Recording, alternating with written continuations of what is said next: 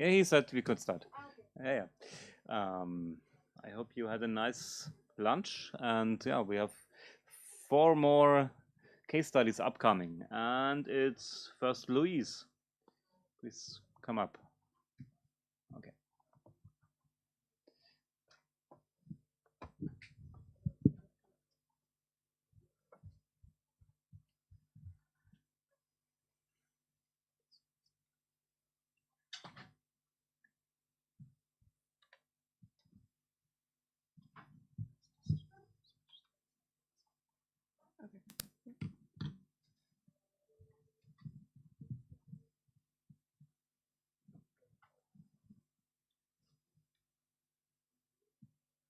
Hello, everyone. So my name is Louise Nassiri. I work for a cinema called Panora, which is located in Malmö in the south of Sweden. We are run by a non-profit organization called Folkets Bio Malmö, which basically means the People's Cinema. So with that in mind, a lot of our projects is really looking at how can we be a cinema of the people. So today I will be telling you about a project that we started last year called Friis. A little disclosure, we have not misspelled Friis, it's the name of our street. It's called Friis Street.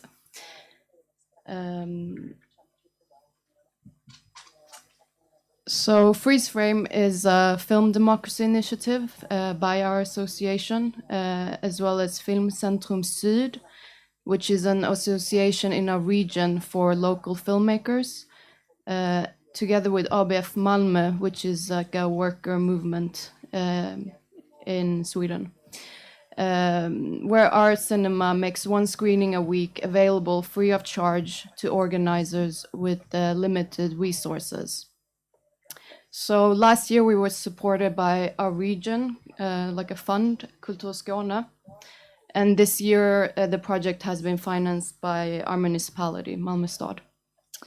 So what this project does, it enables more voices and stories to circulate and meet an audience. And we really want to establish a platform for local independent filmmakers, as well as small production companies and cultural practitioners. So it's not only filmmakers, it can be different. Like we have a gallery as well running in our cinema, as well as civil society organizations. So we have close ties to the grassroots movements in our local communities, and we really want to be a place where they come and try ideas and showcase different things.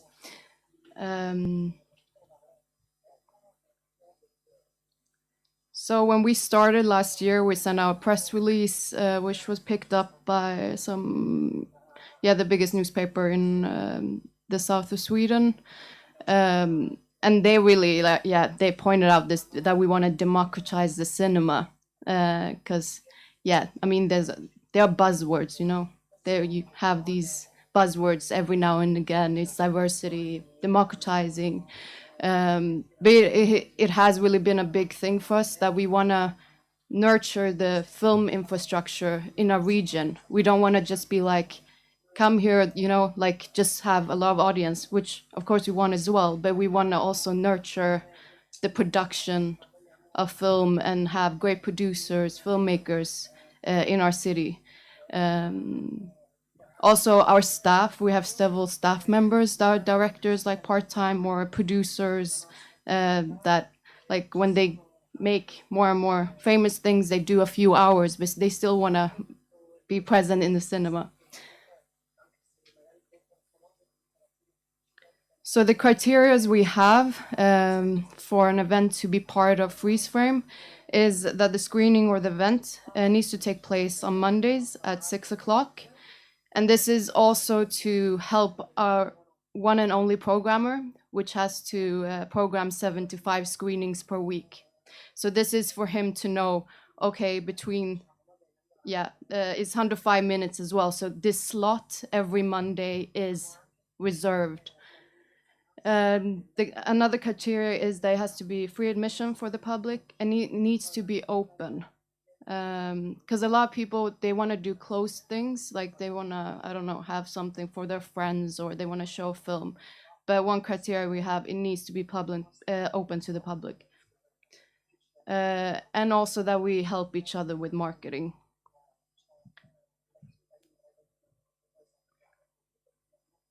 So far, we have had 28 freeze frame events, including short film packages with local directors, Q&As, and events with specific topics.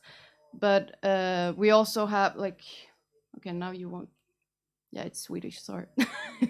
So, but one of them, the far right at the top, that was actually a book discussion. Like someone I read, written a book. It's a local person.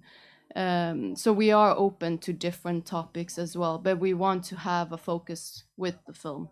But then we are open.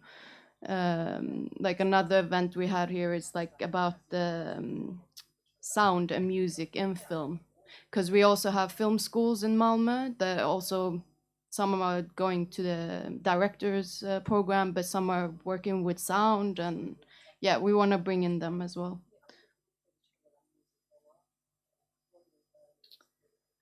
So key learnings and evaluation from this project. So we have had a project leader, which has been essential, because it takes so much more time. We've noticed with each event that we do through freeze frame, because they're usually new organizers. It might be their first event, second or third. So it's a very big difference, like compared to when you work with a film festival that do it every year. They know, they know what they need to produce and give to us. But we like this as well, because we are kind of helping in, creating new creators or like curators. We also realize that we have to be very clear about what we expect of the organizer. So one of the criteria that I said, which was marketing, that we help each other. I mean, we have said this, but some of the organizers don't do any marketing, which I would find very weird. If I would do something, I mean, I would tell my friends to come.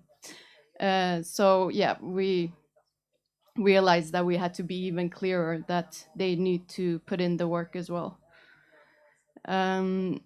Also talking about marketing, we did actually see that private invitations sent out in the organizers network helped much better than us just going out to our general audience.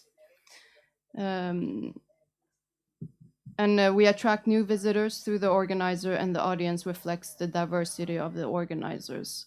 And then attendance at each freeze frame event. But yeah, you're good. Is quite varied. Like we can have 100 in one and like 10 in another. And it is usually with the marketing of the organizer, which kind of is the deal breaker there. Sometimes we've had it's been hard to find organizers. It depends. It can be that we have been late with our open call, but we also, in each event that we have, we always say like it's an ongoing submission. Like you can apply now for several months later. So we try not to be too strict. But what we also do is, so when someone contacts us with an idea, not through freeze frame, but through our general, like, oh, we want to rent an auditorium, how much does it cost? And then when they realize the cost, they're like, that's too expensive. But then if we see like it's in line with freeze frame, we redirect them. So we have gotten a few freeze frame events like that. And that has been mostly from grassroots movements in our local community. So they've still been able to have their event through this project. And lastly, I mean, a very good thing is that many new people have come to the cinema that has never been to our cinema before. I'm not sure if that means they will come to other screenings, but I mean, first part is for them to even know we exist, and if they had a good experience, I mean, I can just hope that they would want to come back. Yeah, that's it. Come to Malmö, visit us. We would love to have you. Okay, thanks a lot. So other questions?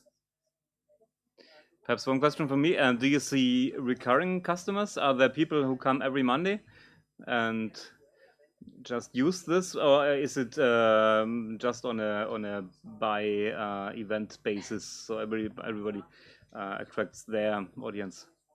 I mean, I've seen a few that have come back for several, but they are very different events. So it's like, and some are very particular, like the one with sound and music and film.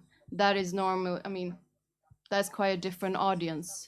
And normally also people within the industry or students. So it depends. But yeah, I've seen a few regular faces. Not every week, but yeah, in a few. Okay. And so it's completely free. So you just donate the time slot, right? Yes. And what about screening rights? If something has to be paid for screening rights, it's problem of the person who organizes, right? Yeah, exactly. But most of the times it is more. I mean, it's not big films. It's like They local bring their own filmmakers content, that yeah. have like. Okay.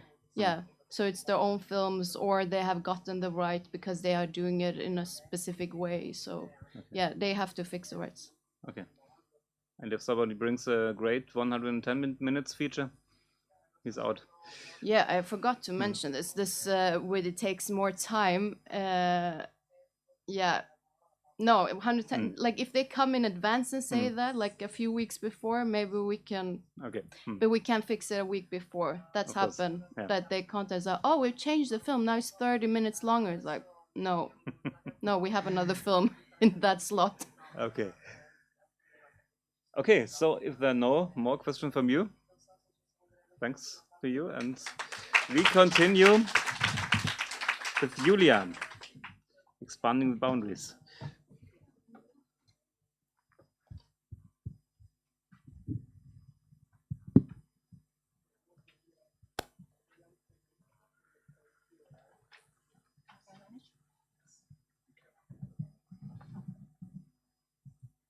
How can manage? Okay, the next slide, yeah. When or when? Okay, directly. Hello everyone, my name is Yuliia Antypova. I am from Kiev, Ukraine, Cinema Zhovten Chief Manager. Theme of my presentation today, expanding the boundaries. The main goal of adepts of inclusion in culture in particular and in society in general is to break down existing barriers between representative of very different social, culture, ethnic, religious, and many other groups of preserved cultural diversity, and to include all in social cultural life, regardless of their particularities and differences. Our mission is to increase tolerance and equality in Ukrainian society, in which there is a place for different people with different values, but the power of cinematography. We expanded not only outlook on life, but also leisure opportunities for people with disabilities, for parents with limited mobility, with small children, for elderly people, retirees. We are holding a number of events in line with our mission. Zero Plus project, special screenings that take place every Tuesday for limited mobility parents with children. They independently choose the film they want to watch by voting on the Facebook page. A special atmosphere is created in the hall, especially for the screen. A special carpet is spread under the screen, an area with toys where children play while their parents are watching a film.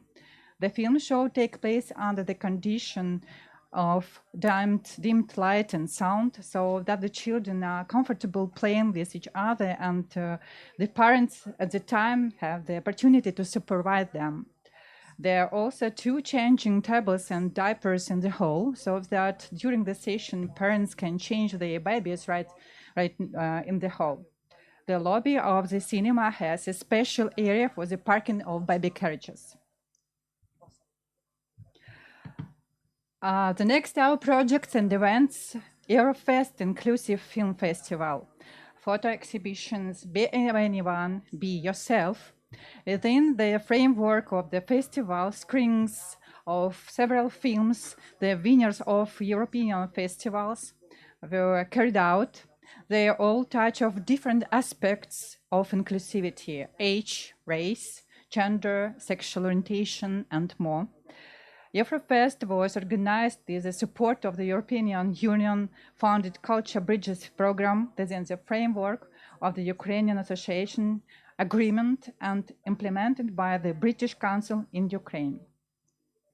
Films Champions and Portrait of Girl on Fire were screened with comment, an additional audio track explaining what's going on in the film's scenes for visual impaired people, and all adapted subtitle at the bottom of the screen for hearing impaired people. Within the framework of the Moldist Festival, screenings of the Sunny Bunny program, which is currently the largest and most prominent culture event on the topics of the LGBT plus people. Together with the National Sports Committee for the Disabled of Ukraine and the Paralympic movement in Ukraine, we held a screening of the film Man of Will, which tells about the path of victory and worldwide recognition of the Ukrainian Paralympic team. One of the projects following our mission is Cinema for Seniors, Senior Wednesdays, special free film screenings on the Wednesdays for people aged 60 and over. Aging makes not only physical but psychological health fragile. One of the reasons for the problem is the generally accepted opinion that retirement is a small death, a loss of social environment. Interaction with other people disappears and the person becomes more lonely. Loneliness leads to mental illness, which in turn can lead to physical illness. The goal of our project is to expand the boundaries of stereotypes and traditions to enable older people to live a full life filled with positive emotions and communication. Favorite films can help with this. They will remind older people of their young years, because pleasant nostalgia makes them forget about sorrow, at least for a short time. This is a kind of cinema therapy that can help an elderly person to relieve internal stress and anxiety. We are choosing very carefully the film for this group of viewers, taking into account the age, timing of the film, theme. Many older people love the films they watched in their youth.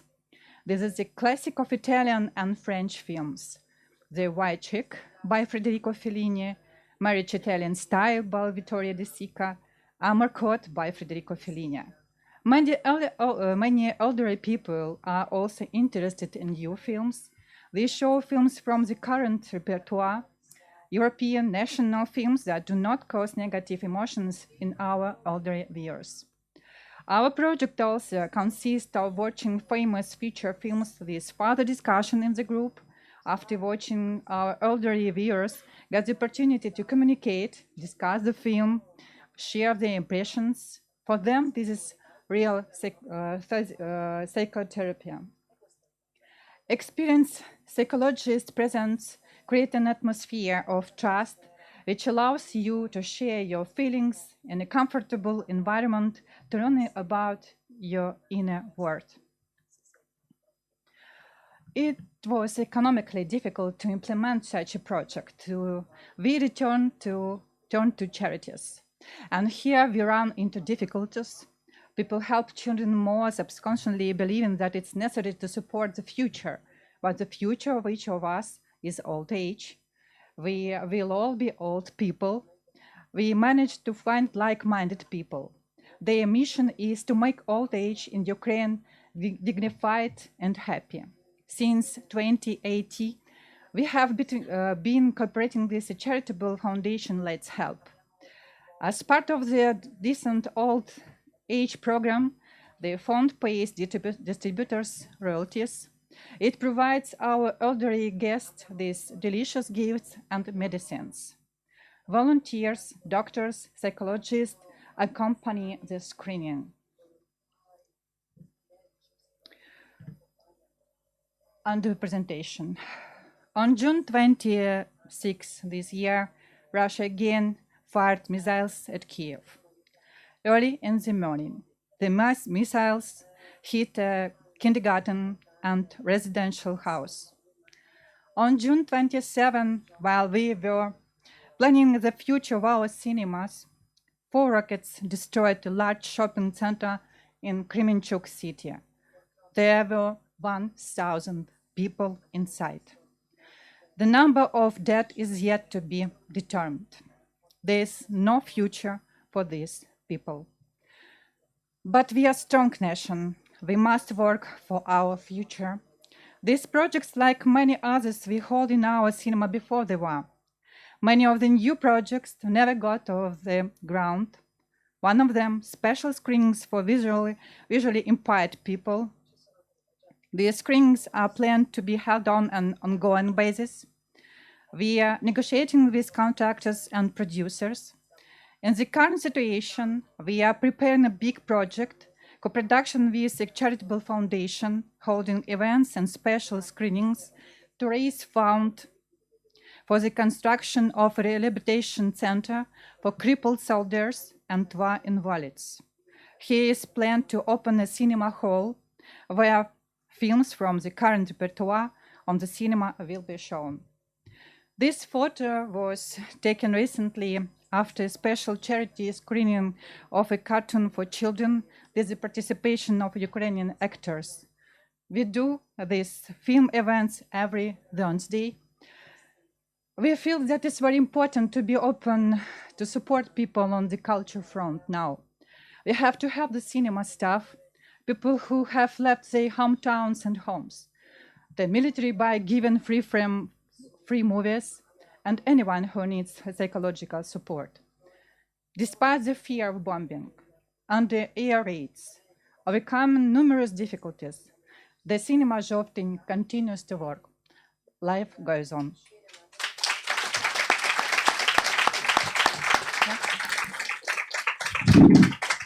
Okay, thank you very much for sharing this. You can go. Are there questions from you? No, stay here. Stay. Okay. Other questions? Well, just the obvious question. I think it's quite impressive that you keep up and keep your cinema open. So, like, how is admissions right now? Are people coming to the cinema, or how is it? The Thursday, then we opened from 12th of May. We by step to try to return to, of course, audience. It was early every day more and more people. Okay. But after 26th June, now it's zero. Because of people afraid to go to the cinema, but we still opened because of cinema work now like safe place, because we have some opportunities to save the people a little bit. But we expect that people return despite of these failings. Okay. Yeah. Thank you. Okay. Thanks for being here and sharing.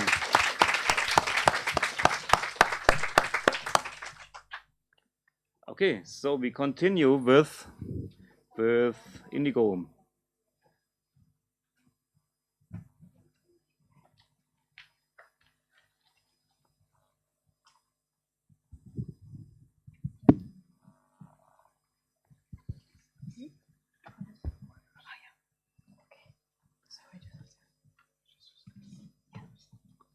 Oh, fair enough.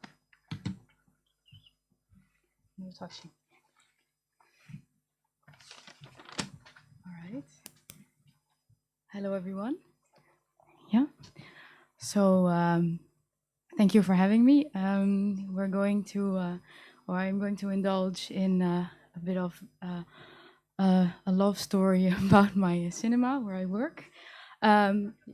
First of all, in case you were wondering what this luxurious but kitsch background of the presentation is, it's the actual wallpaper of our foyer. So I thought, oh, that's funny.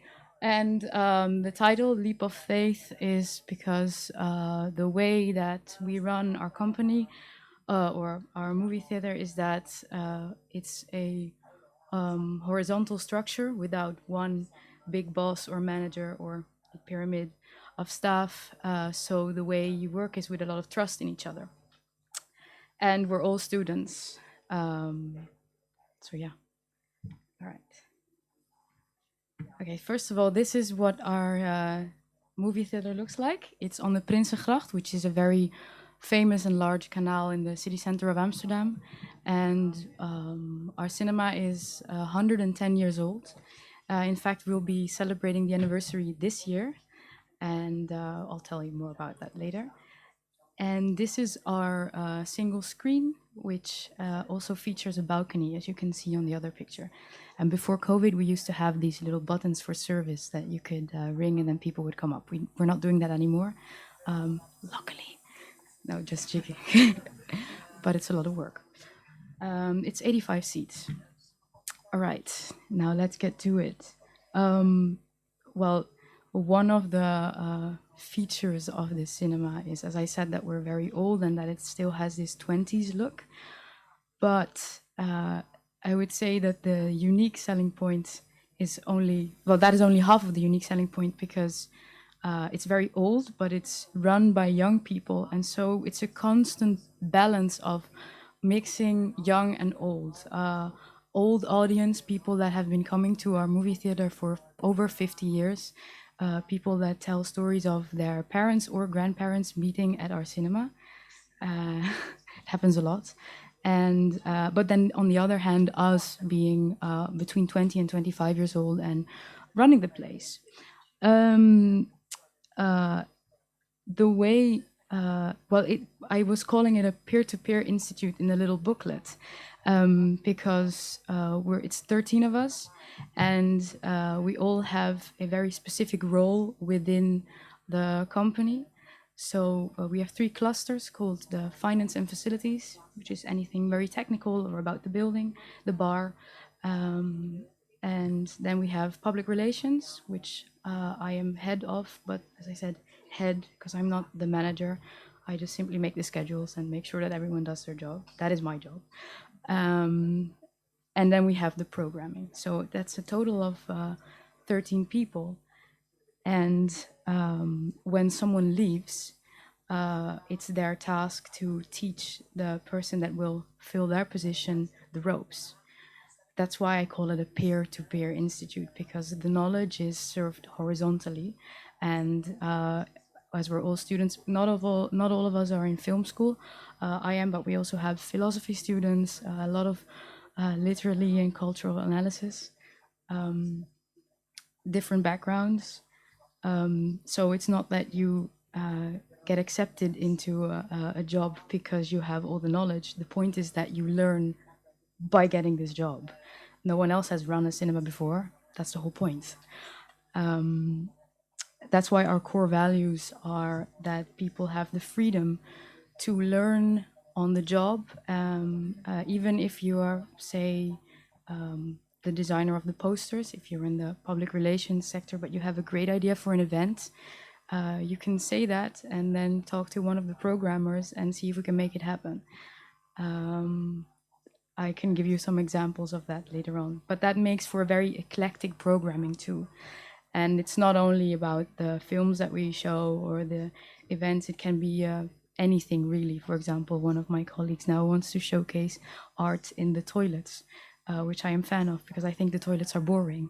So I think we should totally do that. And now we're contacting art school students to see if we can show their paintings and hang them for a while. So that is the way that we are students helping other students or helping other people that deserve a podium, which we have.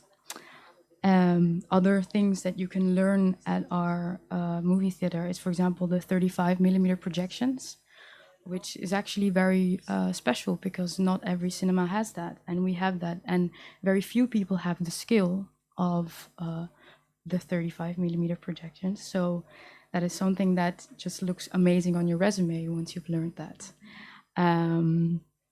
Then, well, I mean, I could go on and on. Maybe I should just go to the next picture.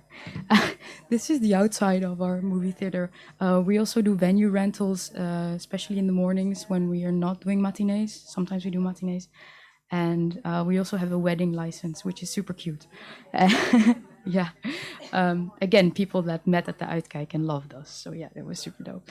And on that side, you see Kiefer, which is one of the programmers, a very dear friend of mine and colleague. And remember when we were talking about the whole social media thing and making it very human interest-wise? Well, we dressed him up as Elvis for the premiere of Elvis. And yeah, I think people loved it because we like tripled in likes and people showed up and he loved it too, walking around like Elvis the whole day. So we tried to make try to make it interesting with just a few elements that we have, nothing too fancy. All the decisions that we make are made in a democratic way, which means that we have a ton of meetings and they take forever and everyone has an opinion about everything always. But that's fair. Yeah, maybe I can tell you some more about the programming that we do, and then we can slowly roll into diversity because I don't have that much time. 2 minutes? Oh my lord. 3 minutes, I see here. Right, so we have a thing called the Outcake Specials. So for 2 months straight, we show a selection of 4 to 5 films on a certain theme. And then we do, for example, more tongue-in-cheek title, 2 more serious films, and maybe 2 other films that are less known and really, really need the attention. So, for example, we've done an anti-war program these last few months with Kobadi's Aida, Sambizanga. 20 Years Later is the English title. Diamonds of the Night, which is amazing, and Dr. Strangelove, because that way with Dr. Strangelove you pull a lot of younger people and also older people who have seen it 20 times and love the classic. But then knowing that there's this program, they also stay for films like Sambizanga, which is also a very, very important film, and Diamonds of the Night. So that actually brings me to the diversity part, where we have the paradox of the beauty of young and old, but also the trouble of combining them. How do you appeal to your older audience if they don't even have social media? How do you get them to come back? But then again, we need to be digital and flashy and cool and show the youngsters that this 20s cinema is dope and you want to be there. We have a lot of initiatives. I'm running out of time, so I'll talk to that personally if you have questions about that. We always, in the summer, we do LGBTQ film festivals, not as pinkwashing, but for real, organically programmed by my queer colleagues. And we also do a lot of things with speakers, local speakers, for our films. Another thing that I find really, really important is that we started showing trigger warnings. Because inclusion is also safety for me, so social safety, and going to the movies or seeing a film is an emotional experience, but we all have different backgrounds and come from a different place.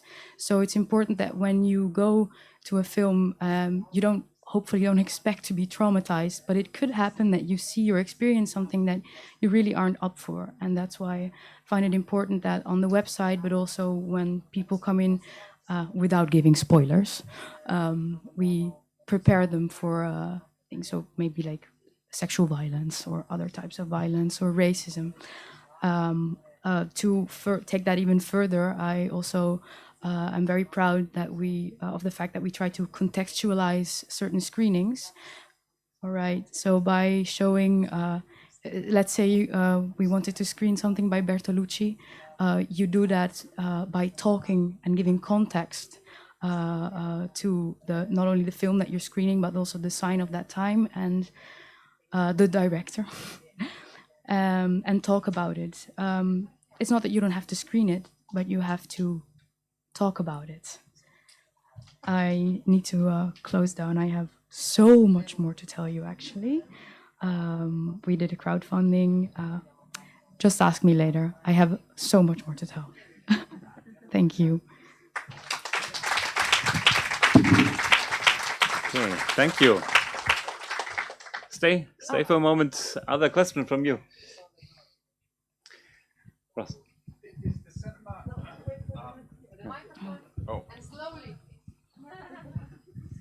please? No. Is the cinema part of a larger organization that's run by the students, or is it entirely student owned and has been for years? It's a bit of a difficult construction, quite complex, but there's this fund called Stichting Criterion, and they have a few cinemas and a gas station, which is weird. However, we used to, we're affiliated with this fund, and there are two other cinemas, Studio K and Criterion, which are also run by students. But we, as the Uitkijk, happen to be financially autonomous, which means that we're way more broke than the other cinemas, but we also don't have to explain anything financial that we do. So yeah, we carry, and it's weird. It's like they're our cousins, but we are our own company. Yeah. Any more questions? Well, you talked about the discussions you have and the long discussions. I know that myself, we are also a non-profit. Still, well, we have a bit more vertical structure, I think, than you have. And I think, for me, sometimes it's quite good to sometimes have one person who just can decide something and is responsible in the end. So that's sometimes what I do. I just decide, and well, I am also responsible. Do you ever encounter a situation where you can't reach a decision and perhaps wish for somebody who would just say how things are done? Oh yeah, definitely. It's usually, I mean, not everything has to be voted for by everyone.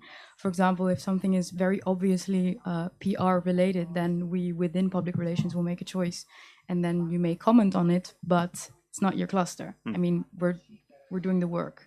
Usually when we have to vote about stuff altogether, it has to do with the actual venue, like something in the bar, or sometimes one of the finance kids chooses a new beer, and then half of us hate it and they want to sell it, and then the other one is like raving about it, and it can go on for hours. What are we going to sell? What are we going to drink? So that kind of stuff. Yeah. Okay. And you mentioned that you're all students. So what happens when somebody graduates? Once you graduate, you have 6 months, and then you leave the position to someone else. That during COVID, that has been a bit problematic because a lot of people quit simultaneously, because obviously it was very sad working in a movie theater that was shut down. Ironically, I started working there during the lockdown, like the first day of lockdown, I got accepted. But a lot of people left. But ordinarily, people study for quite a long time, so you can study for do your bachelor in 3 to 4 years, but then you have a master. And sometimes people even do the master so they can stay and work with us, so. Which is always a good idea. Okay. If there's nothing more for the moment, we continue. Thank you very much. Thank you. And we have Chris.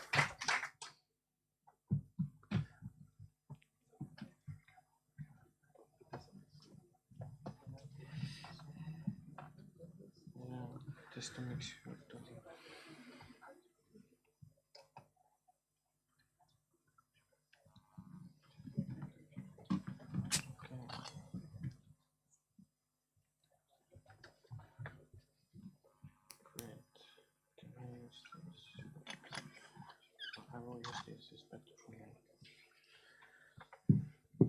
So, Lab 1. We took over the oldest cinema in Eindhoven, the Netherlands, in 2018, opened in 2019. Fully open for about half a year until the lockdown. During those 3 lockdowns, we spent a lot of time to continue to work on our building, renovating it, and complete our concept as much as possible. Unfortunately, we also had to lay off a lot of people, or they left, delusionized because of the lockdowns. So effectively, we restarted end of February, when everything suddenly could reopen in Holland. So the idea, Lab 1 is inclusive in many ways. It was part of my vision, inclusivity, but it's also a necessity in Eindhoven. because we exist without subsidies in a rather small city, 225,000 people, and we don't have a big stable audience for culture. And there is a very big subsidized art house cinema in our city and 2 commercial multiplexes. So I had to make this place function independently. I had to make something different than a traditional cinema or a typical club. I was always interested in mixing film and a party experience. Started Lab 1 in 2013. It was existing as an underground nomadic initiative in which I was trying to do both show rare films and do electronic music parties. I wanted to create a space in which young people would enjoy themselves in a special surrounding and a place where they would experience culture as exciting adventure. Eventually, after 5 years, from moving to place, having anything stable was not possible in Eindhoven. I decided to find some regular commercial space for rent. So we found the old Eurocinema in 2018, who stopped due to bankruptcy. It was risky, it wasn't cheap, so I had to find a way to find more audience. Couldn't focus on the niche as before. I couldn't show only art house films or rare documentaries. I couldn't do only alternative techno parties, but I still wanted to keep a bit of alternative vibe. I didn't want to lose the brand I already had as Lab 1, and I still wanted Lab 1 to be a place of experiencing culture in a more exciting, complete way, and at the same time to be appealing to a broad audience. So I decided first to refresh the retro vibe of this old multiplex built in '77 with a lot of do-it-yourself attitude. Where am I? And I brought back the building to that time. And I added loads of nostalgic stuff. Like retro consoles, VHS tapes, laserdisc, pinball, neons, board games. I painted the building golden and name it, it's there. So there were 5 cinema rooms. The biggest one was changed into a flat floor event space with a bar, but we kept 2 functionalities there. It's still a cinema from the balcony, 119 seats. As we speak, Elvis is playing there now. And we have a big event floor below. It's used for parties, but also for shows like comedies or any other public gatherings. An important function is also business to business. We do a lot of them. There's a lot of requests. It can be rented for conferences or private events. The second room was turned completely into event party place, comedy club and meeting room. But we also want to bring back this summer pop-up cinema experience there by a sort of boutique cinema. So we bring in chairs and sofas on wheels and we do table service. And then we can play cinema. Cinema 3, 4, 5, I've used primarily as studio cinema rooms. So our place functions to meet, entertain, chill, and have fun together. And at night, the foyer can also function as a party place with, for example, a DJ playing, in this case, someone with a guitar. So the rearrangement of the building allowed us to use it in segments. So we have the foyer, we have cinema 1, 2, 3, 4, 5, and we have different events going on at the same time. More or less because a party and a cinema can collide regarding to the noise, but also they can connect because we do an event composed of a film and music experience. So all this we have to program, taking all the mentioned in consideration. So the main question is, of course, the content itself. We can program as many European art house films as we would like to, because we need to place also quality mainstream films. Because let's face it, artistically or politically challenging films, they barely have a significant audience in Eindhoven. So, but we still do them. It works if we do them as a special event, mini festival, or a cycle of events. So the biggest audience show up for films positioned somewhere in between art house and mainstream, like Parasite, French Dispatch, Everything Everywhere Else at Once. And audience also show up for artistic blockbusters like Batman and Northman. We also do classics ranging from Tarkovsky to Blade Runner Final Cut, for example, and concert films do very well in our place. So we try to keep the vibe of old school cinema with various intriguing films, even the ones which have no advertisement. We also take care of variety. We are quite good at making space for international communities. 50% of our audience is international. We cooperate with Indian film distributors. We cooperate with ASML, big tech company, to screen films for their LGBTQ workers. We are open for hosting events for local international communities, such as Italian film nights, recently Ukrainian war documentary film night. We had a meeting with Afghan film directors along the way. We did feminist film evenings. We did Dogfeed Film Festival. And then at the same time, we are a place for party, comedy, quiz, burlesque. So working within segments, so this is the important thing, helps us to open different doors. So in the end, many different people hang out together in one place. That's what I just said. So, when it comes to other cultural events, we host board games,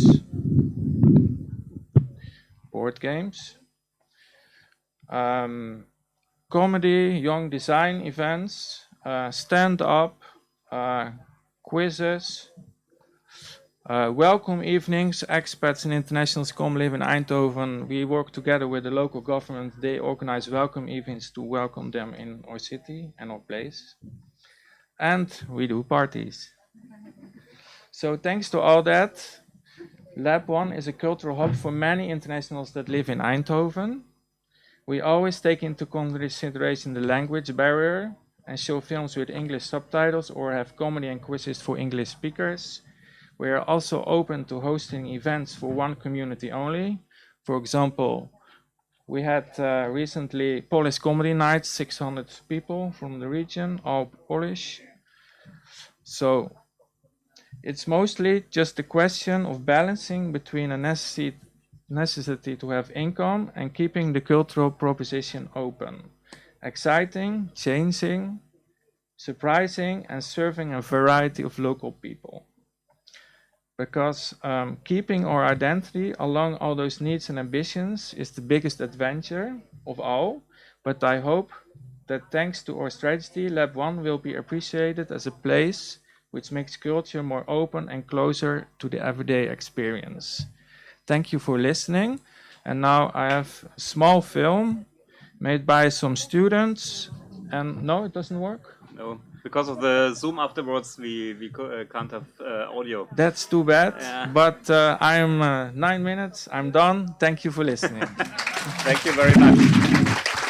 Okay, if you want to see the film, just you have to show it afterwards on your iPad or something. Okay, other questions? Yeah, post it on the YouTube, on the Facebook. Yeah, do that. Okay, other questions? Yes.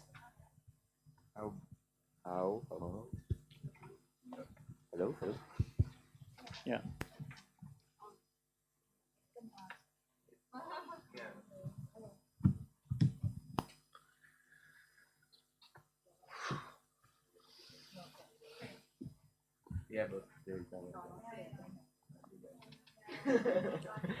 I'm doing it. Oh, okay. So hello. Yeah. The question is, how big is the programming team?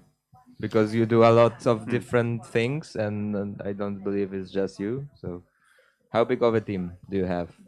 I'm the programmer. We have an event manager. That's it. So 2 people. All the different things, 2 people. I'm also the technician. I'm doing the marketing.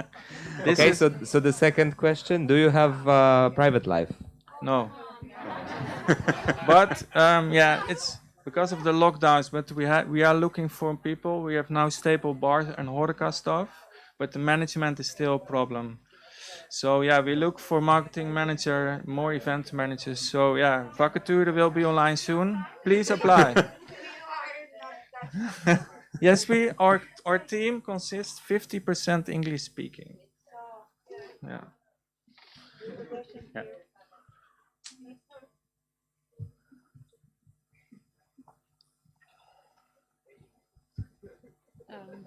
Is it the same audience who comes to the cinema to watch movie and the same who is going to the party or to the concert?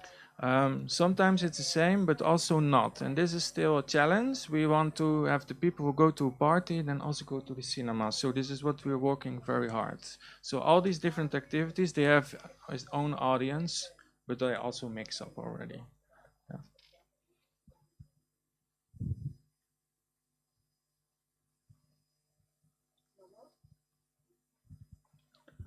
How did you finance the refurbishment Um, of the venue? Because I am very good at finding free stuff. I go to demolished buildings, I take it from there. I find it on marketplaces, I have vintage contacts, and the money to rent the building, and now we bought it actually, came from my family.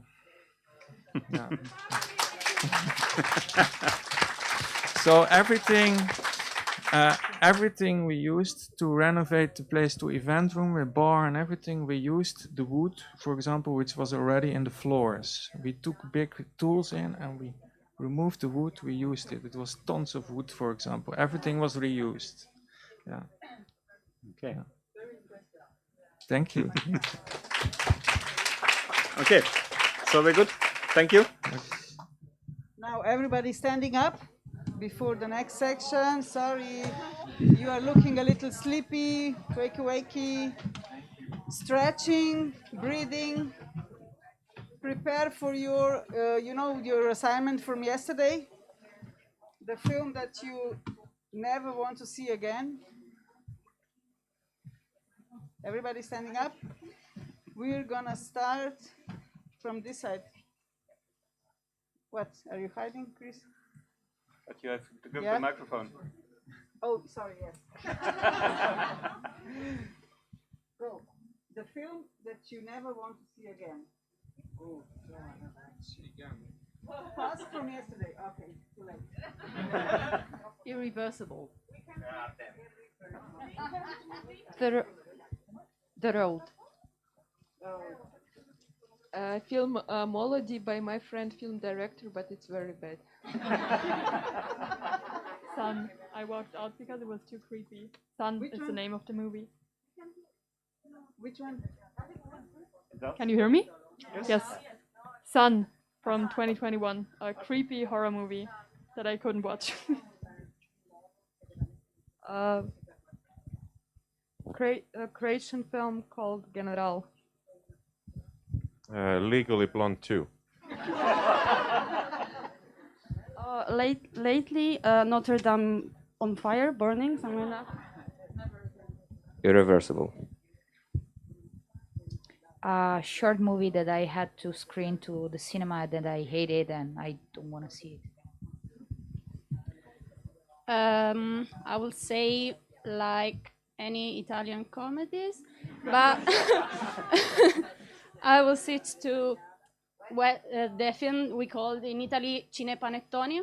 There's like Italian traditional Christmas stupid movies. Okay. Fast and Furious 8. Okay, Parasite.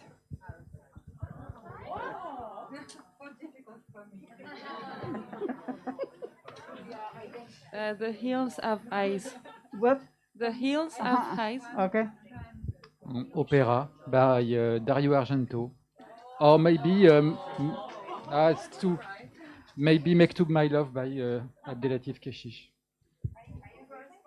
A Serbian film, and just to clarify, that's a film title, not Serbian film in general. So yeah. Okay. Dancing Queens, which was a film that I saw till the end, but it was a complete waste of time. Mi hanno costretto a vedere In Time, brutto, e invece il film che non vorrei più rivedere perché mi ha proprio fatto piangere troppo, ma mi è piaciuto. Cry, but I liked it, but the Bergman Hannibal. Sussurri grida. Hannibal. Irreversible. We didn't hear her. Irreversible? Okay. The Maid with Jennifer Lopez. It is a true love. Irreversible. The whole Netflix film, very bad. Star Wars 1, 2, 3, 4, 5, 6, 7. Only a question. If one was so bad, I mean 4. Why did you go to 1, 2, 3? But okay. That was a rhetoric question. Just go on. Yeah. The Cats, definitely. Which one? Cats, the recent musical. Audition. David Lynch's Elephant Man. It just wrecked me out. Stupid Netflix wannabe horror movie. I am the pretty thing that lives in the house. La La Land. Wow. And Never Ever Again. And the one that I never walk out of the cinema, but I walked out on 8th grade because that was the waste of my life, really. Yeah, what a stupid film. Coming to America. A German film by Fatih Akin called Der Goldene Handschuh. Twilight. For me, it was Mobius by Kim Ki-duk. The horror film Ringu, the Japanese one. Netflix documentary, The Deep Web. It was something I tried to watch it twice or 3 times, but after 5 minutes I fell asleep totally. Climax by Gaspar Noé. For me, that will be Requiem for a Dream. A Serbian film as well. Yeah. The Younger Med of Dardenne brother. Whiplash. Really? Whiplash. Okay. And we are. What about you? Irreversible and The Road as well. I remember that it's. Yeah, and you? For me, although it's really a brilliant movie, but it really frightened me. It's Funny Games, the old one by Haneke. Oh my, yeah. Irreversible is brilliant, but it's a bit much, yeah. And I watched a really horror. I mean, really, it doesn't matter. Okay, so we are ready now for our guests via Zoom. It's Michael. I hope this works. Hello, Michael. Do you hear us, see us? I do. I hear and see you. Great. Wave, everybody. Do you see the... Okay. Hello, everyone. I wish I was there. Yeah. But sadly, no peace for the wicked, us British people. Yes. We see and appreciate your hidden message at the back. Sleep furiously. A great film. A great message. A very good Welsh film, and one that it sounds like you probably all want to do this afternoon. Yes, exactly.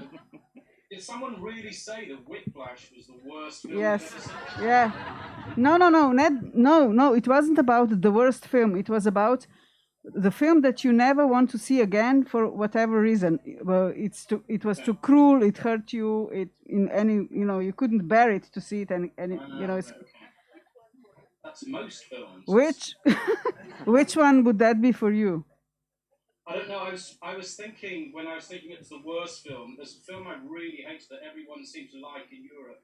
And on my first year at Cannes, I had a carte blanche as the editor of Screen, so I was on the front row with Woody Allen when Match Point came out. And I hated Match Point, but I had the joy of everyone giving him a standing ovation and me just sitting there with my arms up. And he looked cross. I hope I ruined his evening. But anyway, He was like... slightly off topic. He probably thought that you're just, a French guy, or you didn't understand the word or something like that. Or yeah. Okay. Anyway, Let's go to it. we talk about the serious things? Yes, let's. Okay, so I'm here to talk about some work that we've been doing over the last few months, and that is working out two charters. And those charters are based really on the responsibilities that we feel we may have at the moment where we want to make a stand. And what I'm going to do, I think it's probably best explained if I first give you a bit of a chart here, a little presentation. So I think it explains it well. So if you'll bear with me 1 second, it may even work. Can you all see that? Yes. Oh, thank you. So that's the wrong slide, which is always a good start. So let's go back to the beginning. There we go. So the question for that I think you have to raise at the start of any of these things is, why the hell do you want to do a charter? A charter sounds like one of those things that organizations do, big words, what people now call virtue signaling, I think, rather more than they should. But it feels like, and it felt to Europa Cinemas, I think, that there's a point in time where it is necessary to make a stand, where it's necessary to make a statement. And there are reasons why that statement needs to be made.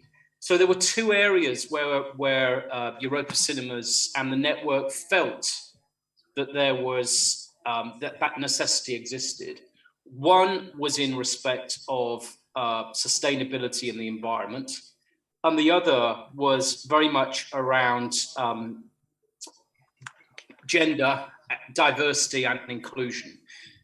And the reason why those points need to be made, I think, is that things are changing, things are moving. I think that the ability for us to connect with the people and communities we serve requires us to have a clarity about where we stand and what we think and what we mean by the unique place of cinema. And in both of those cases, it is clearly a time when things are moving and fluid and changing. And the reason why it was felt that cinemas needed to make a stand was that cinemas in some ways are still in a unique position. They're unique in lots of ways. And I think that what you do, you in the room in Bologna there, soaking up the sun, I'm presuming, and the pasta, what you are is multifaceted. There's a number of different elements to what you do.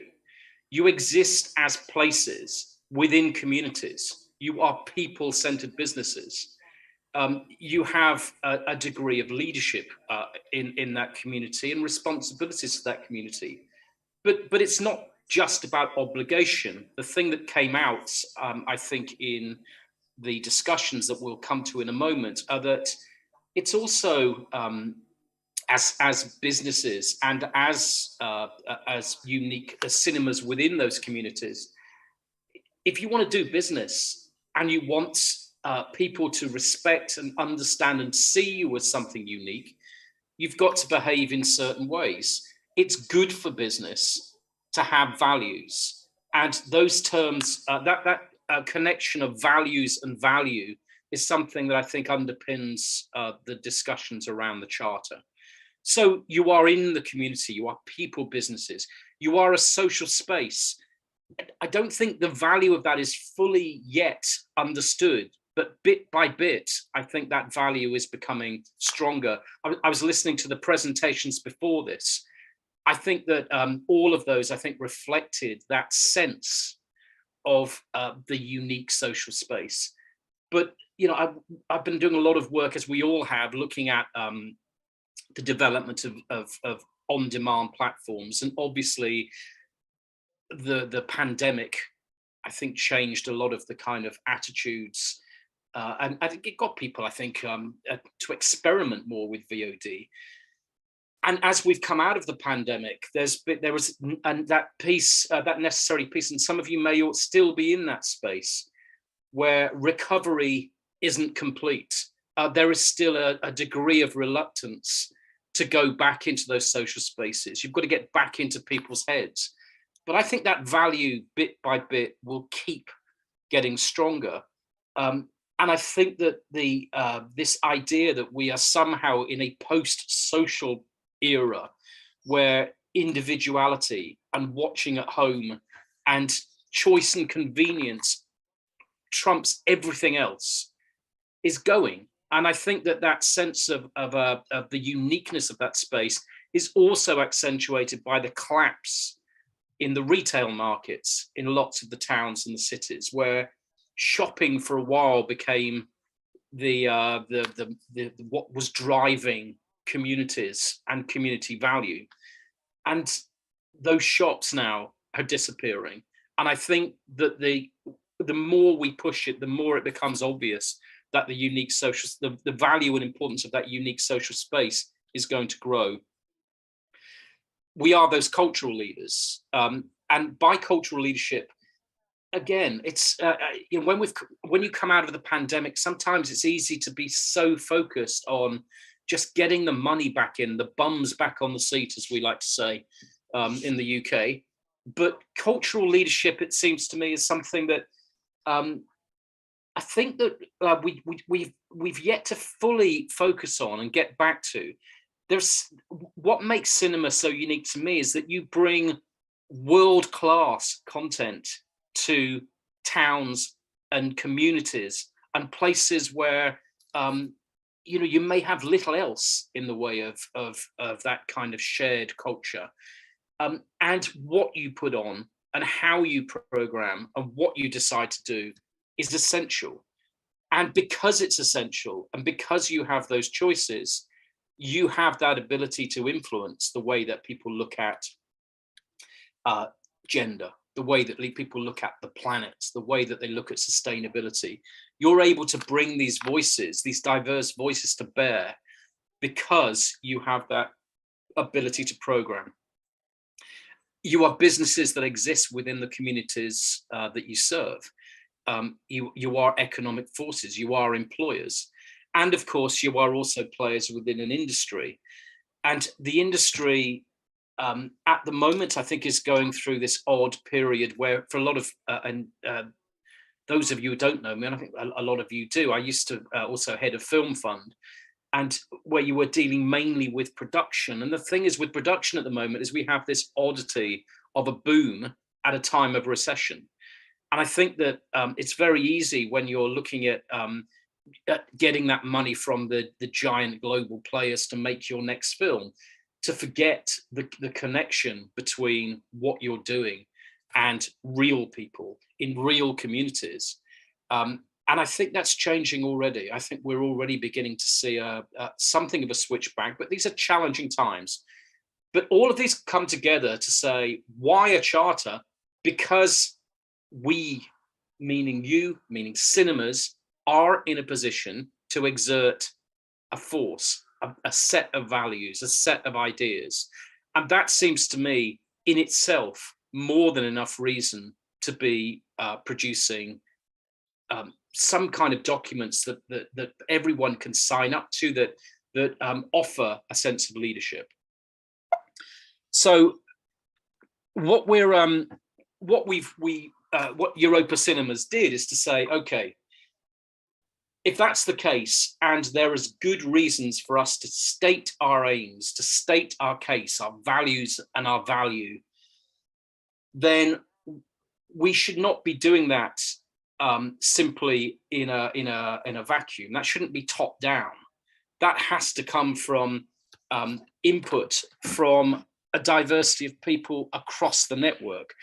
The charters that we're talking about here are not charters for Europa Cinemas as an organization and some kind of corporate body. It is there to bring together members.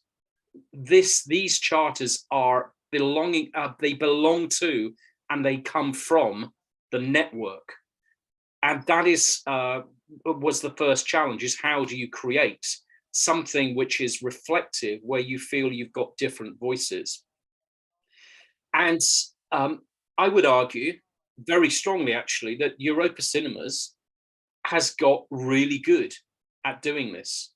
It has got really good at listening. It's got really good at bringing people together to collaborate and cooperate where there is shared interest. The case that I think is where this has worked really well is Studies Collaborate to Innovate, where its guidelines, its rules, the way that it was put together came from an engaged and focused group of exhibitors bringing their own influences to bear on the discussion. They were able to put it into a shape which was relevant and attractive, and which, as in the case of Collaborate to Innovate, could make a difference. And it followed this pattern, which I think can fairly easily be explained here, that what you want is participation. You want people to join the discussion, to bring their own ideas to bear.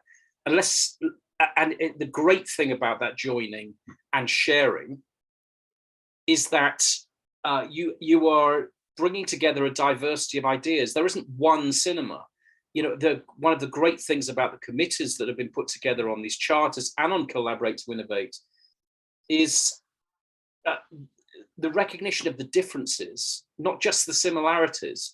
So if you are trying to do something about the environment in Montenegro, you're in a very different situation than if you are in Germany. But that doesn't mean that you don't share the same values. It just means that the pathways for you to make that impact are going to be different. And that's why these committees that have been put together, these two focus groups on gender, diversity and inclusion, and on sustainability and green issues, the fact that we've managed to bring together these diverse groups, I think, has been fantastically challenging and interesting. And at the end of it, we're constantly striving for relevance. And I think we are getting there in achieving that. So you join you join up different diverse groups, you get them to share, and you build sharing into the way that you think and behave. You learn from each other, and that means listening. That means not just talking, it means listening and understanding from different perspectives. And out of that, we get that we can create strategies and policies and ideas and best practices and all of those things that can turn a charter into something that makes an impact. And then that final element, which I think has been so essential in the way that Europa Cinemas has been working, is adaptation. You are creating things in one place that can be adapted and made to work in other places. We are all, as cinemas, you are all small businesses on the whole, with limited resources, but you pull everything together and you begin to get a sense of strength, real strength. It's been fantastic over the last year that Europa Cinemas has so strongly been stressing the fact that around 60% of all screenings of European films come from your network. Now, each individual screening of those films may have a big impact within your local communities, but when you bring those all together, you begin to realize that the power and influence that you have. So this is about collaborating to reach across borders, and it's about making the words of charters into things which can be pathways to action.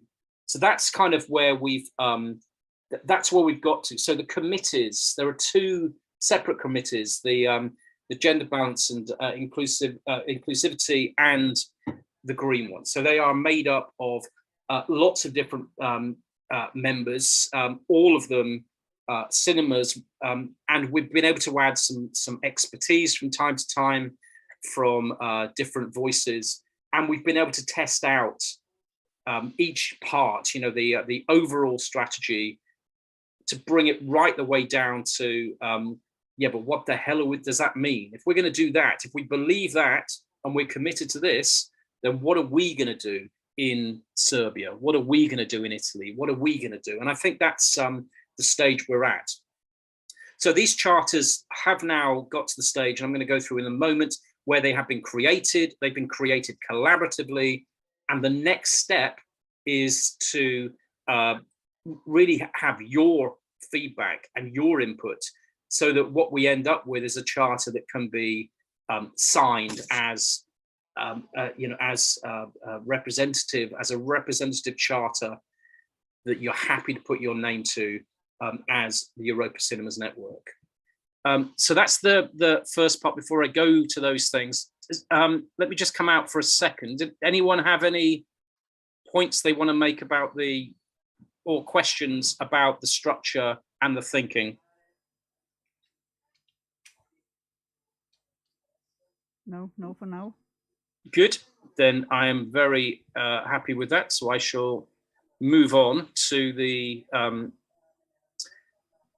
charters themselves. Okay, so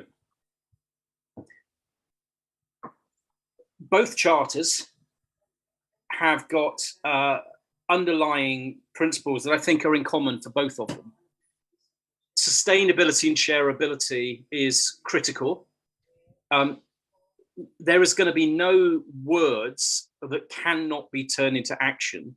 There's going to be nothing that sounds fantastic in 2022 that can't be adapted and changed and looked over. These aren't set in stone forever. They are statements of that are guided by the realities of where we are now.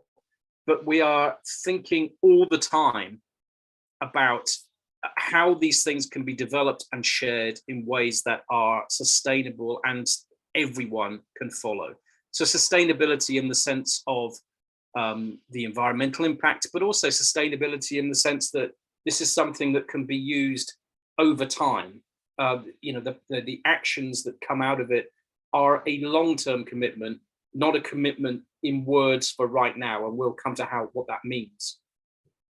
Respect, fair, balance, whatever words. We have a lot of debate, as you can imagine, about the terminology of equality, of balance, of fairness. And one of the great things, particularly around the gender issue, has been that it does feel like this is a time when there is still a fluid debate going on, where we are all learning. And that sense of, if you take the discussion even around diversity 10 years ago, the discussion was around women filmmakers as if they're in that binary gender discussion. This time round, the discussion of gender was fully recognized, the fluidity, the changes in the way that gender is both defined and discussed. And it can be challenging and it can be complex and difficult when you're then trying to turn that into strategy. But it's fascinating, and that sense of fairness and balance and equality, I think, are all there underpinning everything we do, but they are constantly being redefined. So diverse and inclusive, it's got to be, and I think the workshop you're in right now is a great example. Everything that Europa Cinemas does and everything we do as an industry has to, I think, these days think about ensuring that you've got all voices, you're getting new voices being heard as well, that it is open and inclusive. And that has to mean something in practice. The diversity for discussion at the start in film was very narrowly defined and very defensive. Now it feels to me like we're moving beyond the defensive stage, listening to the people on the focus groups, towards a stage where inclusivity is seen as a strength. It represents a whole set of opportunities. And I would argue that having listened to the people within the groups, that inclusivity is where the the renovation, the renewal, the renaissance of cinema is really going to come. I think this has been an opportunity in some respects, the pandemic, to step back and think about what the value is that we provide. And that diversity and inclusivity as a positive has come out very strongly in these discussions. And participatory and agile, I think those terms are related. Participatory meaning Europa Cinemas itself has made sure, and to me, it's the leading body in the film industry in ensuring that voices are heard across the whole of Europe. It's not dominated by any single country, and it does encourage people to get involved. And it recognizes that there are different levels of debate and discussion that need to be had, depending on where you are in Europe. Europe is not a single place. It's made up of a lot of areas where the economics, the culture, the politics are all different and challenging in different ways. And agile means the ability to move. And again, Collaborate to Innovate to me was all about agility. It was taking the opportunities that are provided right now and being able to move at speed, recognize and respond to realities that are around us right now. And again, I felt, every time I hear case studies at workshops, I hear that word in my head, agility. That's what you're doing, the ability to move quickly. But the agility we're now looking for is what happens on the ground in one place being shared at speed and becoming something which informs the whole of the network and allows people to move no matter where they are. So that's the core principles, and what the charters do is commit to action to promote best practice, recognizing those differences. But the words that I think need to come out and need to be in your head is this is not a statement of position, it's a commitment to action. That every single person that has been involved and has taken part in these sessions know that whilst getting excited about the statement, they've always looked at, yeah, but this is great, but what is it going to mean to me, to my business, to my community, to my audience? That is where we're at with these groups. So in terms of what we've got so far, I'm just going to go through both of the charters and just give you an overview. So the gender balance and inclusion focus group, you'll see commonalities, I think, between both of them. But I think at the top, the idea that if you're going to have an action plan out of a charter, then it's got to be measured in some way. And I think this has been one of the actually rather radical ideas that I think Europa Cinemas is very focused on at the moment, which is I don't want just to be putting something up saying that I'm making an impact on diversity. I want to know how. If we're going to change we're going to make an impact in terms of changing what is seen on screen, on who we are targeting with our social media and our marketing, how we're getting new audiences. It's not enough to be able to talk about it. We need it to be something which we can measure. And until you measure something, you can't know whether you're doing well or badly. And one of the things that I think is important for you to have in your head, that's also in Collaborate to Innovate, is we'll fail. Agility is about learning from failure as well. It's about having a go at interesting and exciting ideas, and then discovering that our best intentions didn't really bring us the results we were looking for. So what are we going to learn? And when we've learned what we're going to learn, how are we going to share that and make sure other people don't make the same mistakes? So it's about success. It's about learning from failure, but that you can only do that when you've actually got measurable targets for what you're doing.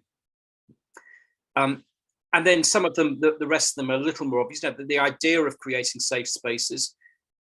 What I love about the focus group is the term safe spaces is one that you hear a lot, but what does it mean? What does that mean in practice? And I think at the conference coming up in Paris, at workshops coming up, and I hope in the discussion around these charters, how we define safe spaces is going to become a really interesting, relevant, and very active process.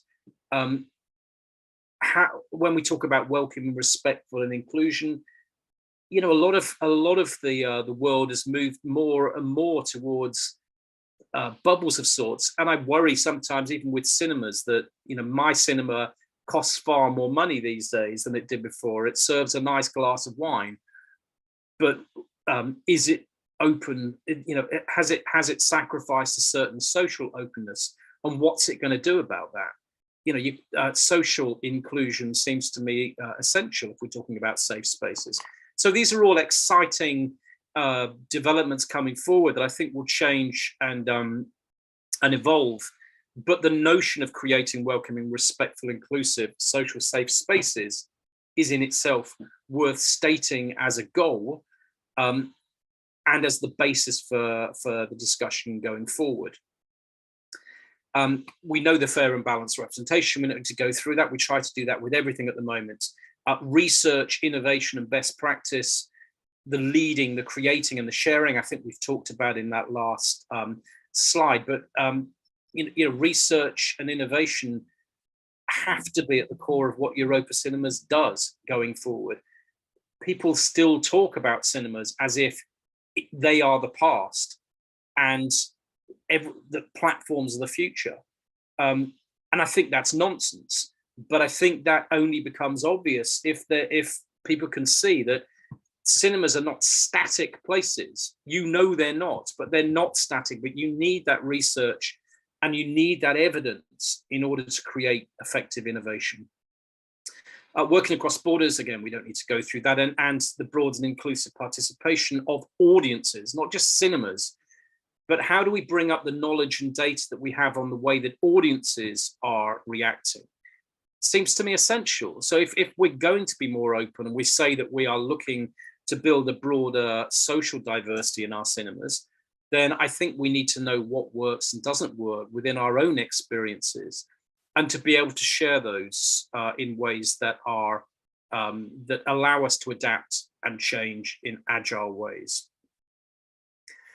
And if we take those objectives just that little bit further into the audience and the industry, if you take that as the core, that we want that inclusive participation of cinema audiences at the top there, then mechanisms for encouraging audiences, that's a commitment. We are going to encourage audiences of all ages and social backgrounds. It's a big statement. We found it difficult enough, and it's such a challenge to bring younger people into cinemas. But age is not the only issue for us here.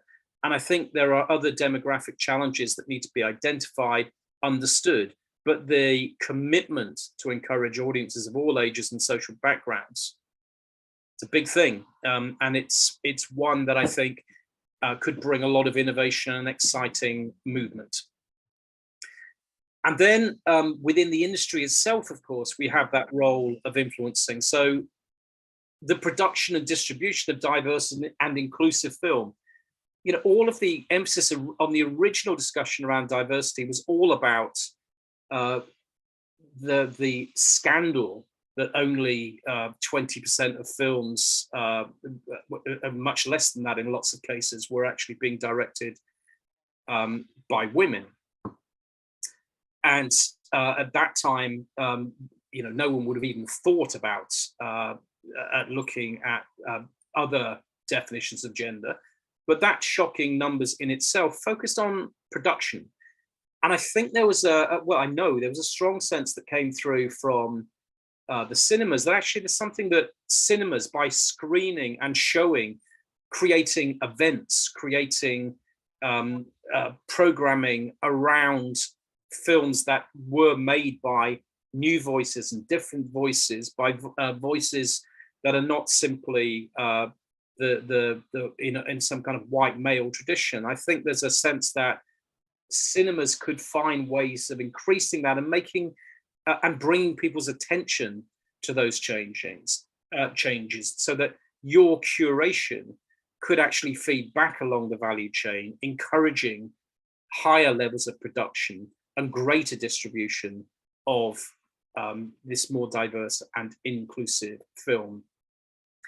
I'll mention one thing, because again, we could talk about demographics in lots of ways, but I thought it was very interesting how often, when we began to talk about the international element, language diversity came out quite often as a subject. So I'm very pleased, because it wasn't in the original thinking. I'm very pleased that in this kind of listening environment, it became clear that a statement needed to be made around language diversity.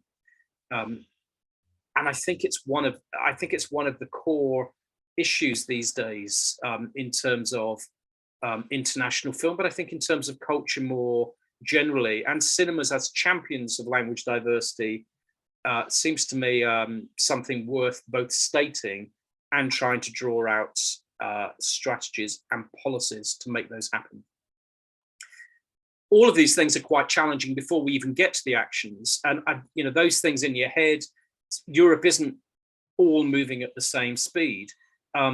We have governments within Europe whose attitudes towards gender and sexuality, for example, are, for me, extremely backwards, and where it's a much greater challenge to try and open up cinema to greater diversity than it is in others. And we need to recognize that we're going to need to do things at the pace at which an impact can be made. There's no point in thinking that everyone can go at the speed of cinemas in Berlin. So what is it that we can do to create the pathways that allow everyone to make an impact, and that charter to turn into action for everywhere? And again, we talked about transparent measurement, but it's a challenge. It's perhaps more of a challenge on the green thing, as we'll come to, but trying to get a measurement is hard. I think it's hard in this case in terms of gender and inclusivity. Definitions around gender, I think they're becoming clearer now, but those gender definitions have been the subject of political controversy and difficulty. And it's one where, if you don't measure, then I think your actions become weak. What are the effective incentives is important. If you're going to do it, you need to incentivize people, but what works? We've been through all kinds of ideas here about adapting the existing incentives, and they're difficult. They're difficult to do. But what are those? What is an effective incentive that would make everyone feel that they can make a contribution? That's something which I think you can make a commitment to having effective incentives, but there's still a lot of discussion there. Communication is obviously a big deal, and then that last key word is momentum. A charter has to set something off running. It's not the end; it's the beginning. And it's a commitment, as has been pointed out in both of the focus groups over and over again. The charter is not a commitment for things that we might do in 5 years' time. The charter is a commitment for what we're going to do right now and every day, what difference can be made. But momentum is hard because there are a million other things to be worrying about all the time. So when you create actions, those actions need to have momentum. They need to lead to something happening and then that being followed up, and then it consistently keeps being followed up. And so the action plan, which was, obviously we're working on, this is the stuff that we know. We've got to encourage, the categories are fairly simple. We've got to encourage everyone, whether they thought about it or not, to take that charter and use it to inspire action. We've got to help develop those actions. And then during the process of that, it becoming a day-to-day commitment, there's got to be some form of mechanism for advising how to make those things work. when they have been developed. And again, that advice could just as easily say momentum. It's about how do we keep this going? And you are already, you'll recognize all of these things here in terms of things like case studies, things like developing incentives, things like workshops, tools that make a difference, focus groups, surveys, all of these things. We have most of these in place already. But if you make a commitment to do something, you've got to be good at it. And you've got to be good at it every time. You can't just have words that don't mean anything. Everything has to be more focused and stronger and better. And what the focus groups have said they want is a world in which they can look back at the work they've done and say, in 5 years' time, and say, not only did it make a difference, but it's still making a difference. And it will continue to make a difference, and it will continue to evolve and be agile. So that's the kind of overview of the gender and inclusivity. What I'll do, because there's similarities, I'll quickly run you through the green thing, and then we'll come back for any points or questions. So the green charter commitments in some ways are clearer. So, a commitment to reduce waste, sustainable growth, reducing the carbon footprint, consideration of the environmental impact in all processes, sharing knowledge and practical advice, we know that, encouraging understanding of environmental issues. And I have to say, it was a brilliant group and some really good experts coming in. And I thought I was quite hot on some of these things, but I've certainly been challenged. And I know that's true of the rest of the focus group. We challenged each other. How do you, what, even something as simple as what would create a good green event? What is a programming of a film that might make an impact? It's less easy to understand because it's not just putting on a documentary that no one will watch. It's about thinking in lots of ways about how something went from production to screen. But everything is about encouraging understanding. And then those setting goals that we've already, I think, been to enough on the last one.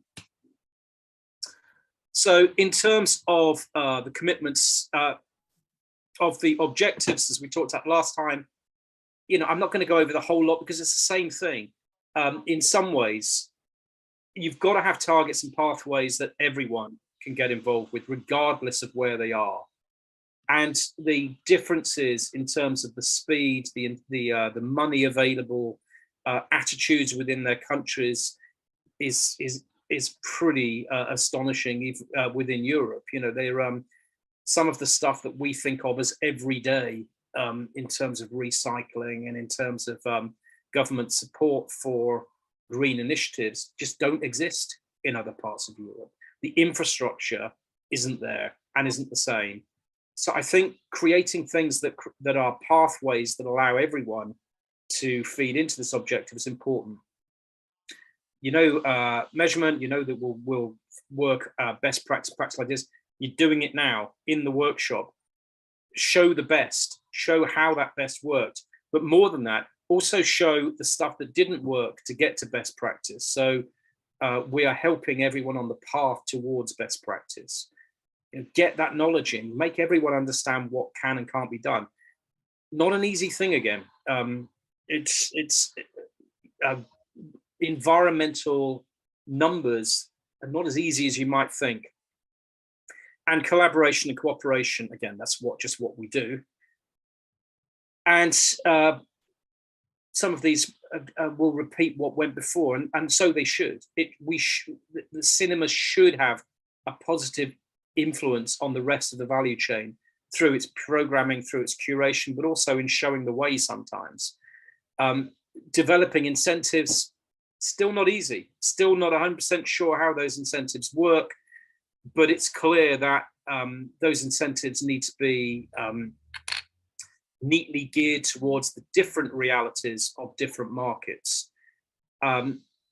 Encouraging audiences, I just want to give just a wee bit of this thing here, because the encouraging audiences is, as a lot of people pointed out on the focus groups, perhaps the biggest impact that you have is the way that your audiences get to your cinema. and telling people that they shouldn't bring their car is and that they're causing an environmental problem by coming to your cinema is probably not the best. It probably doesn't make for the best poster, the best marketing, but actually encouraging audiences to share in the work that you're doing and encouraging them to understand and to make choices that help them to come to you in the most sustainable way possible can be done. And it can be very positive. As a number of people said, this is a good business thing too. If people feel and trust and want to work with you as audiences on your green objectives, they are probably more likely to feel a degree of loyalty and community with you. And then partnerships. There are lots of green actions and activities at the moment, and we need to join them up. It doesn't take a genius to work those out, but we need to work out the best mechanisms for doing that across borders. And look, the challenges are exactly the same. Exactly the same. There's, in each of them, we all came to these same conclusions, but they are the same conclusions. And again, it all builds up to the idea that there needs to be a point where we feel we're making an impact and where there is momentum behind that work. And the action plans here again are very similar. I think communication and data and knowledge, I think, are really critical here. The other thing that I think everyone's having a problem with in all of the green initiatives right across the industry that I'm working with anyway is measurement is actually rather more difficult. How you measure environmental impact is not, there isn't just one little thing. It's not like the temperature that you can just pick it up. There are lots of different definitions, and some of those definitions are quite controversial and they're quite difficult. So I think there's some discussions to have for us around what measurements we adopt and how we do them.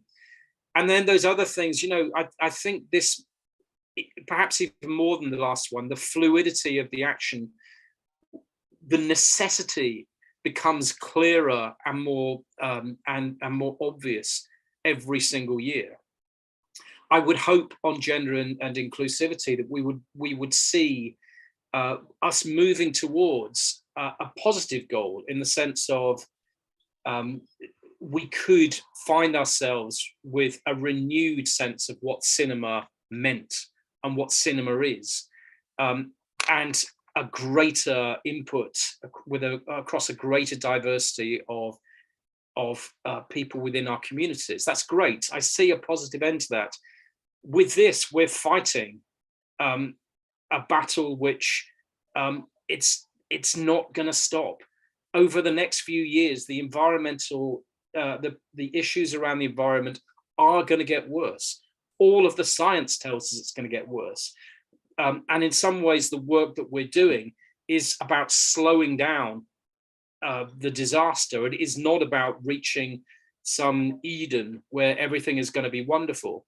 It's us making our contribution to a broader goal. But hell, that's not a bad thing to be working towards. And I think if we can find mechanisms for making that happen, and just judging from what I heard from both the focus groups, the enthusiasm, the focus, the desire to turn ideas into action, that's so exciting. And I think we could be heading towards at least a period where cinema and cinemas and independent cinemas and the Europa Cinemas Network can offer at least a degree of leadership in these areas. So that's my presentation.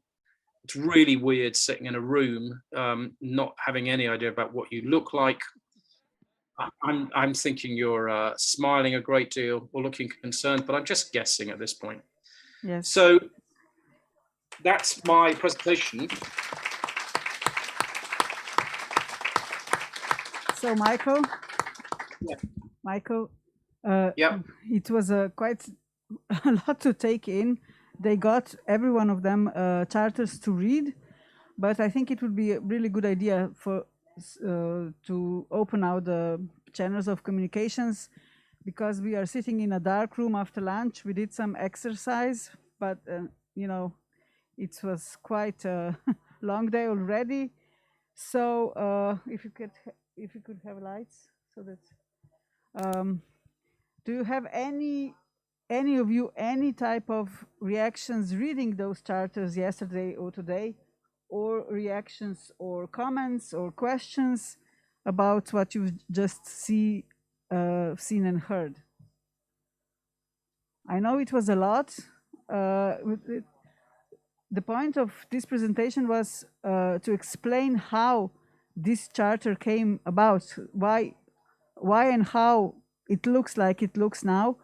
It's a condensed result of extensive conversations, feedbacks, let's say different opinions about certain words that are used.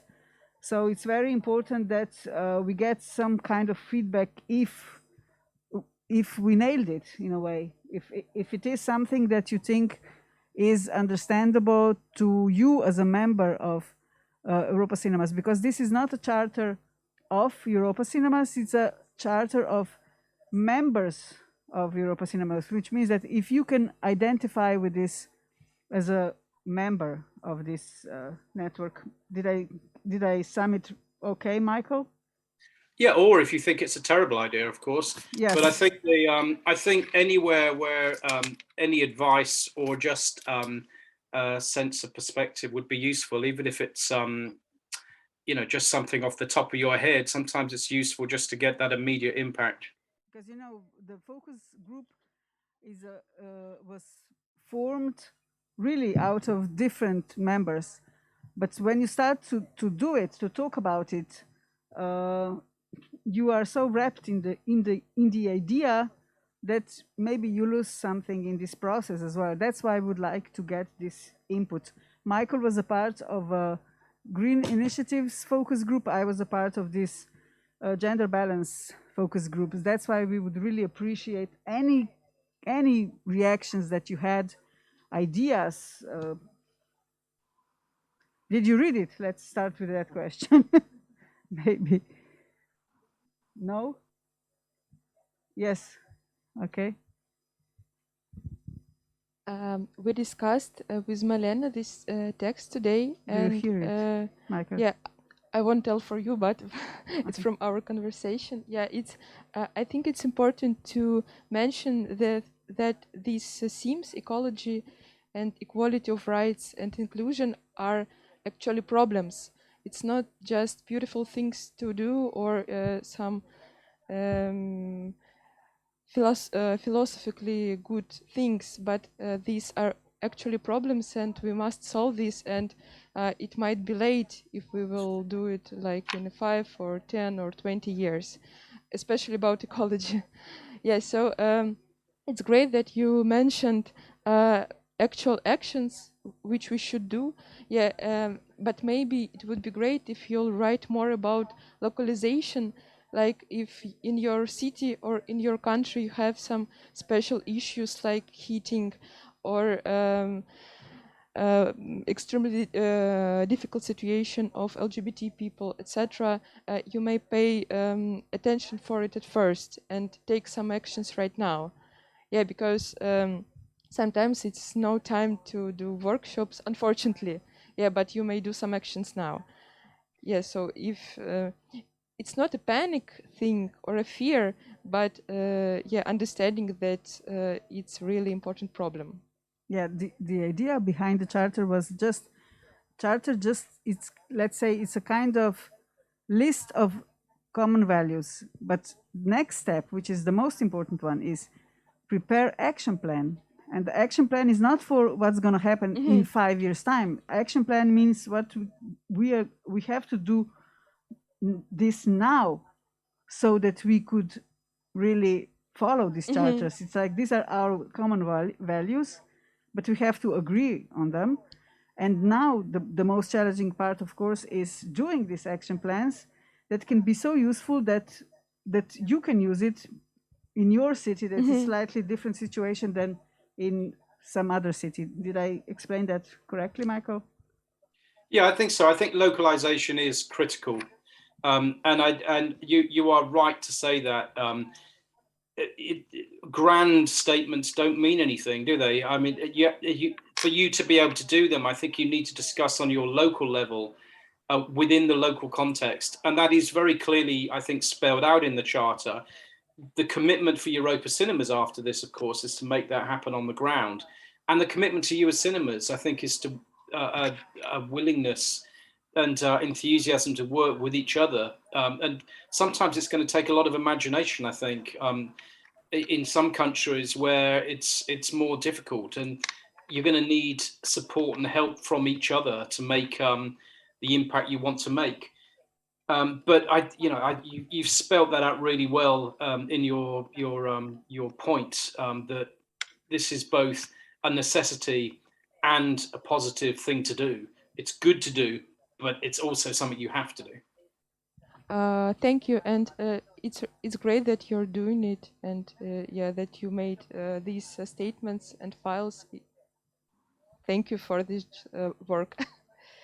I've been told everyone was sleepy all the way through. I wanted to keep you awake for some of it, at least, I hope. Hi, and so if I understand correctly, you're planning on doing something like focus groups in each country that is participating, so you can have a localized advice and specific goals, or no? Okay. I think Europa Cinemas is looking at various mechanisms for making these things work. That's not for me to do. The charter itself commits to localization, and it commits to ensuring that the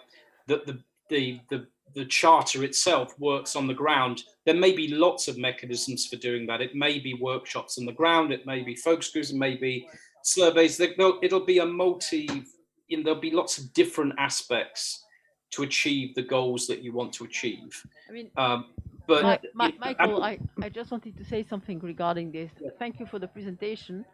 It was really great as usual, and we are not planning to organize focus groups locally, but of course, I mean, if there is, we have done this work until now, and this both charters have been produced, and they are shared for the first time today with members of the network. That we have to really stress this, and then we are going to share it with the wider network, and we will, let's say, adopt them officially at a conference, which is going to take place at the beginning of December, and where we are as well celebrating our 30th anniversary.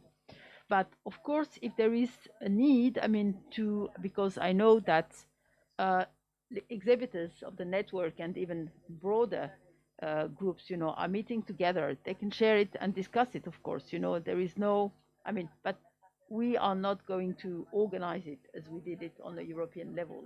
This is quite difficult, actually. It's a good idea. Thank you. Michael was talking about different speeds, and well, we know that for especially the smaller countries, it will be very hard to adopt as quickly as some others. On the other hand, a lot of work has already been done.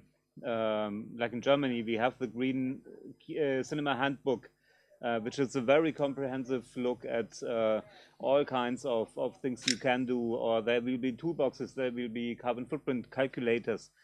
I think this work is being done in different countries right now, and I think everybody will be very willing to share this.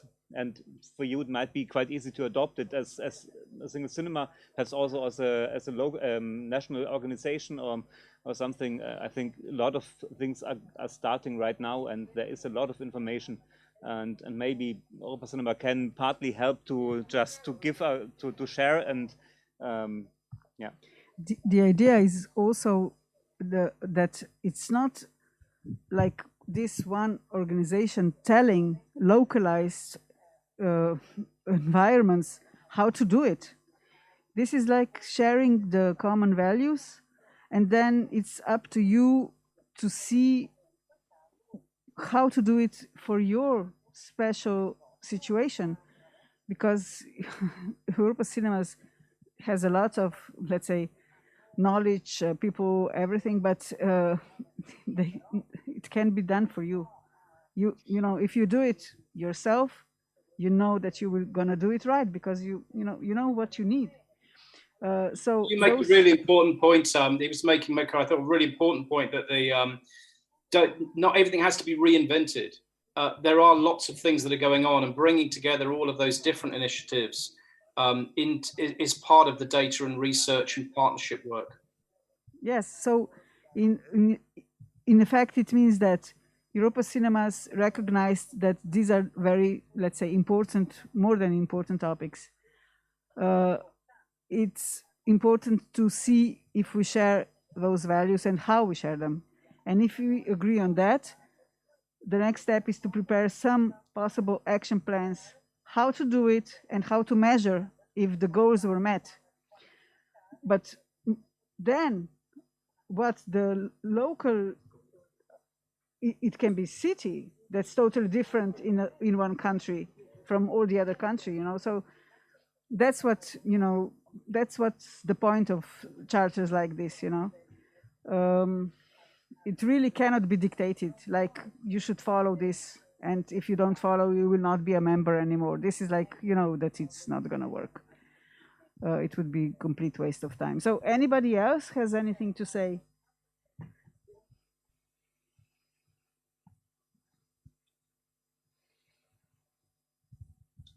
Hello, so I have to address the elephant in the room because, for example, on the Green Charter, the first core principle is reduction of waste and to reuse and recycle materials, and yet we got these charters on 2 pieces of paper that could be PDF in an email.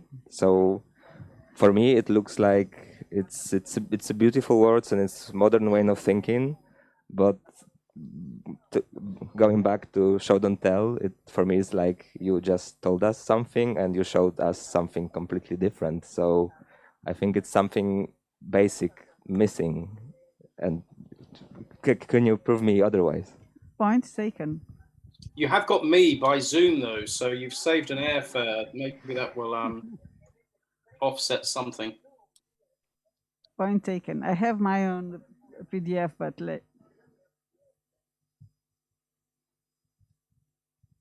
just to answer to what you said, yes, it's not great that it's been printed, but it's also like Maddie stressed out this morning. It's about if you do something, you have to think about the impact it's going to have or not. And we noticed that if people don't have the actual thing in their hand, most of them, if we just send it a PDF, most people wouldn't have necessarily take the time to read it. We noticed that, so that's why it's printed these 2 pages only. And we didn't print the booklet, for example. But we knew that if we wanted that everybody read this for today, we had to print it. So, like Maddie said, it's a question of the impact when you look back on your actions. Of course, of course. We have to find the right balance. It's not easy. It's a challenge for everybody. You see? It's a minefield.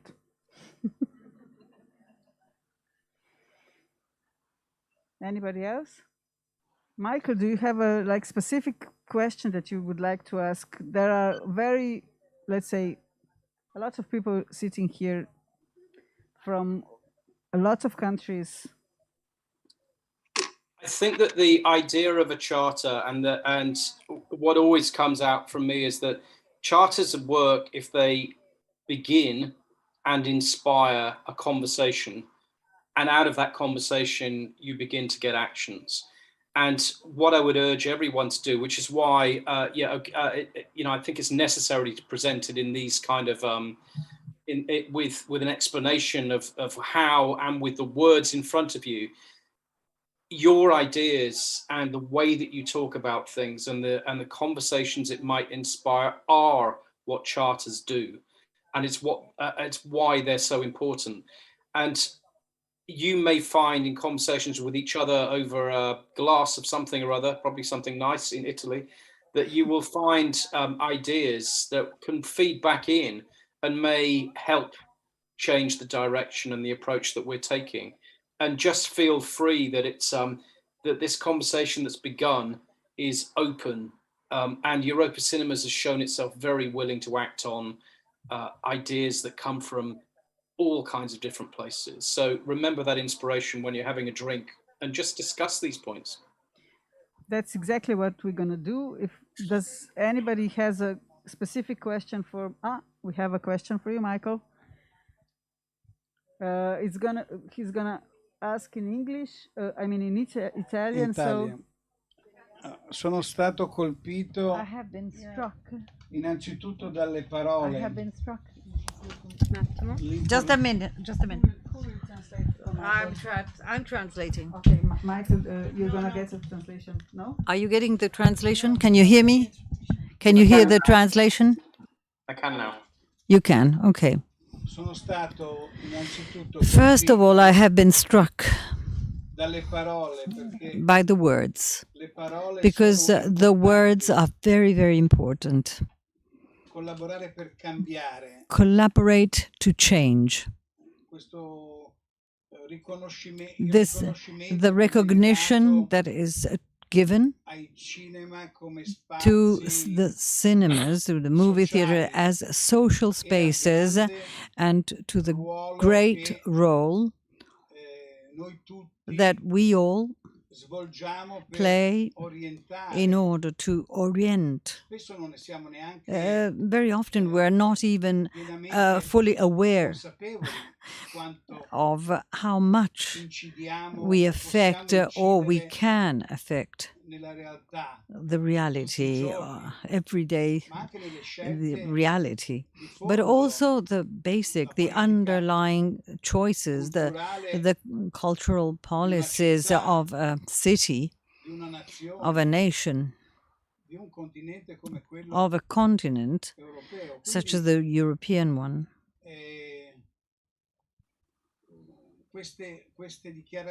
So these declarations, these statements become very engaging, very committing. We actually and effectively have to think well. We have to exchange opinions and confront ourselves and act. Because the challenge is actually a hell of a challenge. Very considerate for speaking so slowly. Forget the translation, no? Yeah. And a good point as well. Good points as well. Yeah. Anybody else? Because otherwise, Michael, we're gonna go to the group task now to talk about it more, and we'll try to talk about how to prepare action plans. So. Thank you. No, thank you, everyone.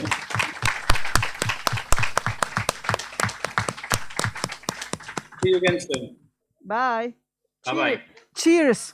Bye-bye. Bye. Okay, so now I think we don't need computers anymore for today. It's gonna be just ending the transmission. And now the only part of the